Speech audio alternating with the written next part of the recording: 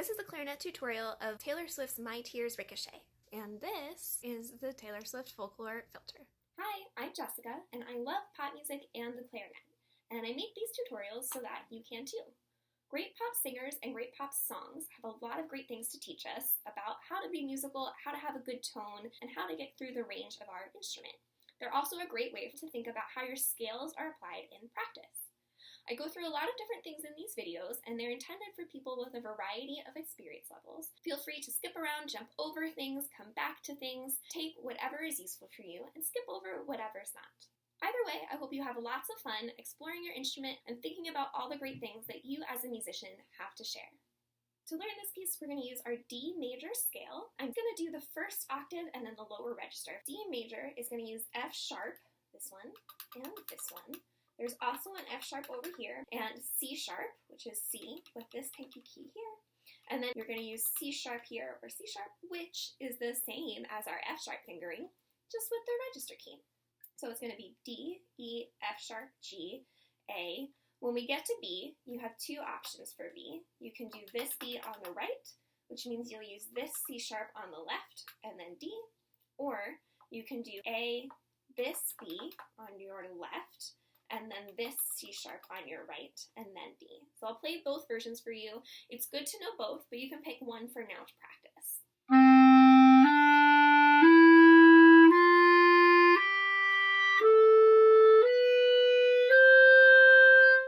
Or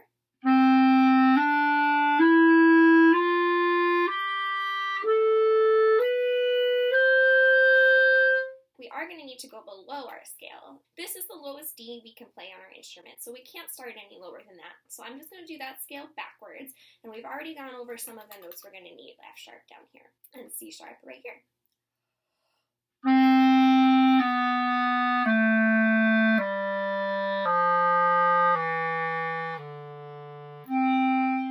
Just to resolve, because I go up, because you can't go down. Or if you want to use your other pinkies.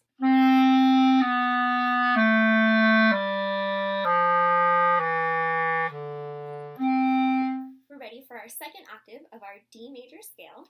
So we're going to need this F sharp, and then when we get all the way up here, we're going to need this C sharp, and then for this piece, if you want to use all of your high octaves for this, we're going to need this F sharp. So I'm going to give you a couple fingerings, depending on your instrument and your own mouth and voicing and body. My preferred fingering is usually this finger right here with the sliver key, because I tend to be flat, and the E flat key over here. Another common alternate fingering is, it looks like our D with the register key and the side key, so E flat or B flat, but overblown.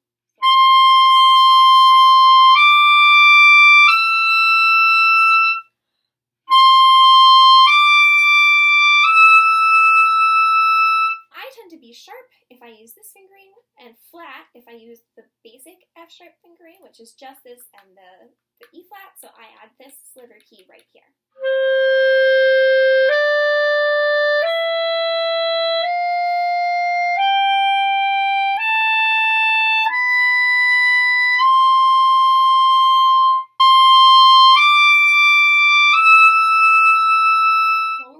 Actual scale, a good thing to look out for is as you're going over our next break into the Altissimo, that you don't slam your fingers down. It's really tempting because sometimes we get a little bit anxious about how they're going to come out, but if we stay relaxed and using lots of air, we're going to be much more successful than if we get tense. So let me show you what happens if I try to clamp because I'm nervous about it coming out.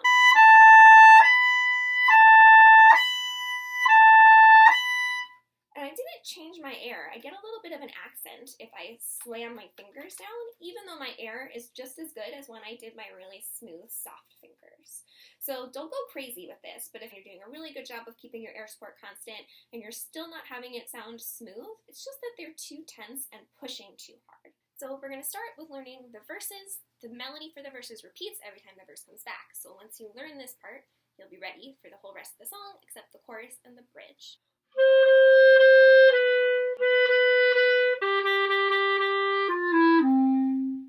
And then our next part, we just get to go la, ti, do.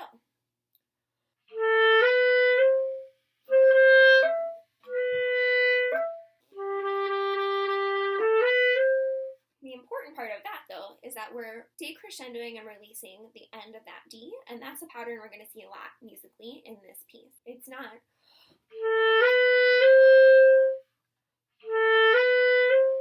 we're decrescendoing and also letting the note be a little bit shorter than some of the other notes before, just evaporating into the air.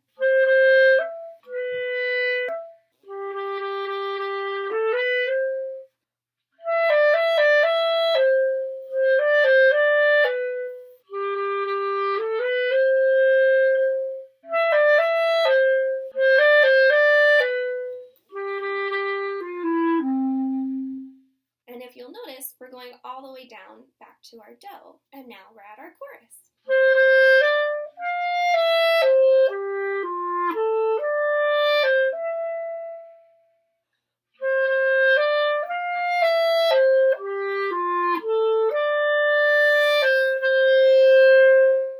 The endings changed both in notes and in our dynamic phrasing. So our first one, we're on our F sharp and we're decrescendoing. We're doing that sort of evaporating idea. And then in the second one, when we get to our resolution D, we're going to crescendo all the way through it to the resolution, starting on the E. The other part of the phrasing in the chorus that's important is she does this really cool, really subtle sort of voice break when she says have. A little bit of hesitation is the real effect that we're after. So we can do that with space and timing between the note before the G and the G. And then I can place the G.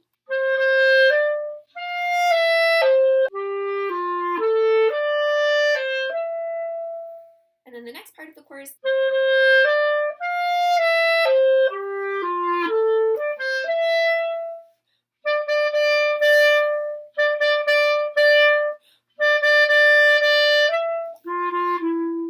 And the important part here is the phrasing. So we have our mini phrase, which is what happens within each, like if you were to hear a comma in her speech, curse in my name is one mini phrase, but then the whole line needs to make sense all together. But within each of those little phrases, we also want to be doing interesting musical things. Overall, we're going to be mostly crescendoing through that to lead to the end of the phrase. And then within each of those sets, we also need to be crescendoing and then putting a little bit of weight on the last note.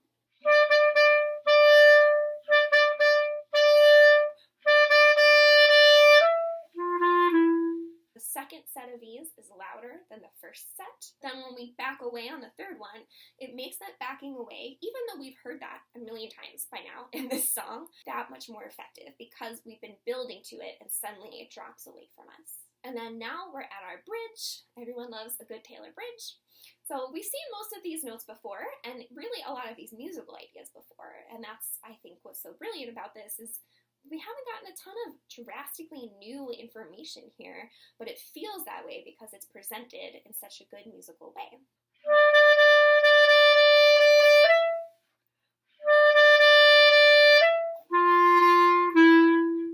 We've seen all of that before.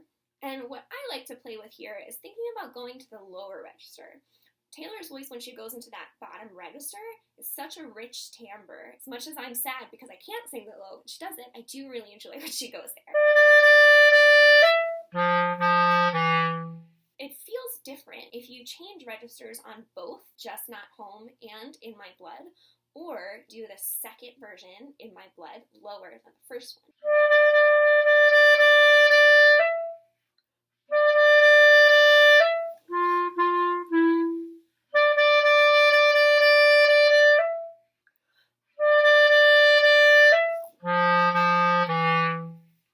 It's a really dramatic effect if you want to wait till the second one.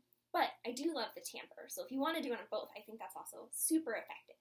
This idea of playing with different timbral and register effects, I think that's going to be a really fun thing to play with for the whole rest of this piece. I'm going to give you a bunch of different options, but I want you to have fun exploring and thinking about what the best musical idea is that you like playing and that you want your audience to hear. Usually, you're going to want to do it in relation to form. We've talked about verses and chorus and bridge, and that's the form of a pop song. A classical piece has different names for its sections, but it works really similarly. We don't have a hard time telling when we're in the chorus of a song on the radio. And the same thing happens with classical melodies. You can keep track of where we are in the form that you're familiar with. Depending on what you've just done with In My Bones, you have a couple options here.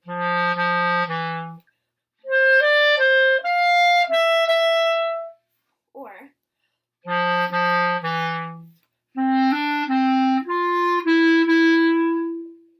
and then, depending on what you do with your register there, you might want to experiment with going into our Altissimo for this part where she's sort of in our like floating away, really produced sound here.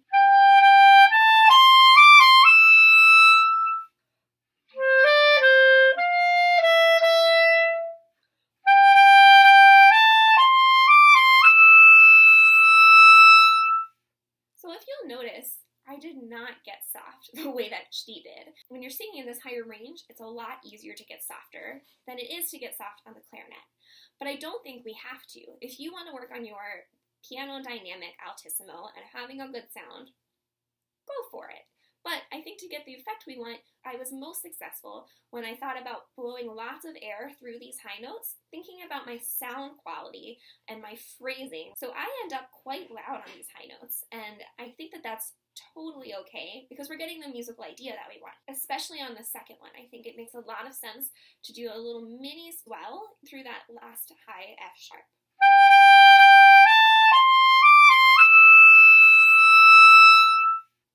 And then you'll want to pay attention with a tuner. I have my tuner here over the side telling me when I'm sharp or flat. If you're getting used to hearing those high notes, play it in the low register, even if you want to perform it in the high register, so you get the correct pitches in your ear. And then after the bridge, we're back at the chorus, all the same notes we've already seen.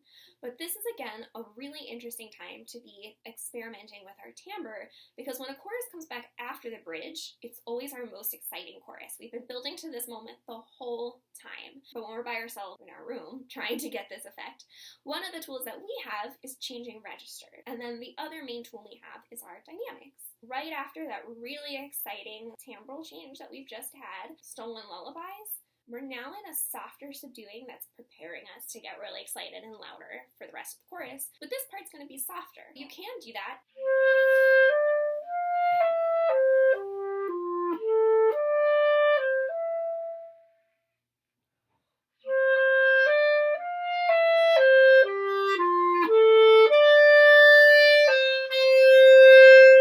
Crescendo through that second line. I like it starting on the A, and then really getting stronger on the B and E. Another option we have to make that crescendo more successful and more audible is to start on our lower register. So we've just finished.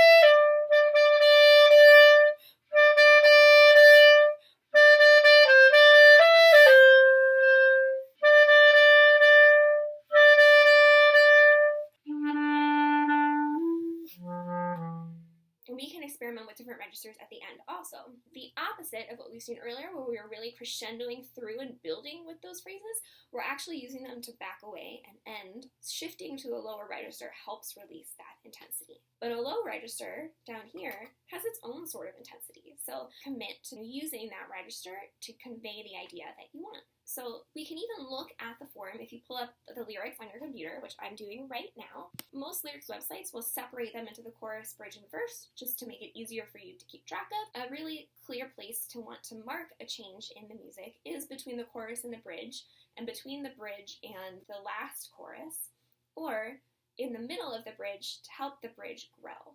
So here's some different options for how you might go through that. We're at the last chorus before the bridge.